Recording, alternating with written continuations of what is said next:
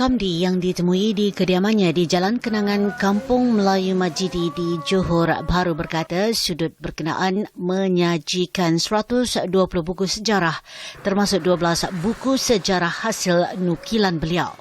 Berkelulusan ijazah sarjana muda sejarah daripada Universiti Kebangsaan Malaysia pada 1978, Kamdi berkata sudut bacaan itu disediakan mulai awal bulan ini dan berakhir selepas sambutan Hari Malaysia 16 September depan.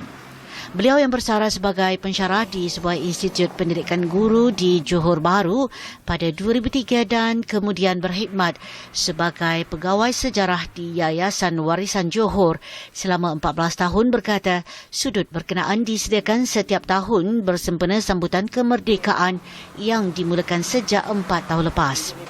Katanya generasi muda pada masa kini perlu belajar erti kemerdekaan dan sejarah negara menerusi pembacaan dan bukan sekadar semata-mata menerusi bendera di rumah masing-masing. Sebab saya dah terfikir setakat kita nak kibar bendera keliling rumah ataupun dalam dasar rumah ni kurang berkesan.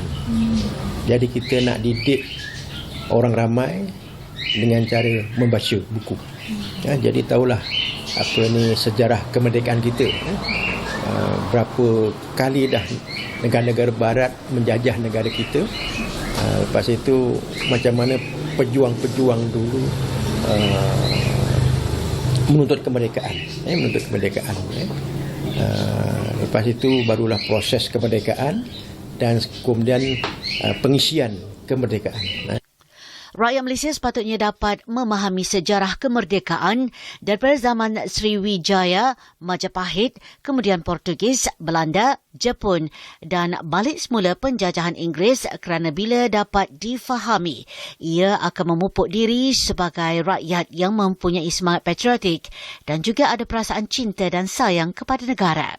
Kamdi berkata kesemua buku yang ada di sudut bacaan itu merangkumi kisah-kisah penjajahan barat di negara ini, kisah kemerdekaan negara, kisah tokoh dan pejuang kemerdekaan, buku-buku kenegaraan serta sejarah negeri Johor. Beliau yang pernah 3 kali johan pertandingan perpustakaan keluarga peringkat negeri Johor berkata 4 meja disediakan bagi memudahkan pengunjung membaca buku di sudut bacaan itu. Dalam masa sama pengunjung juga dibenarkan meminjam buku untuk dibawa pulang ke rumah.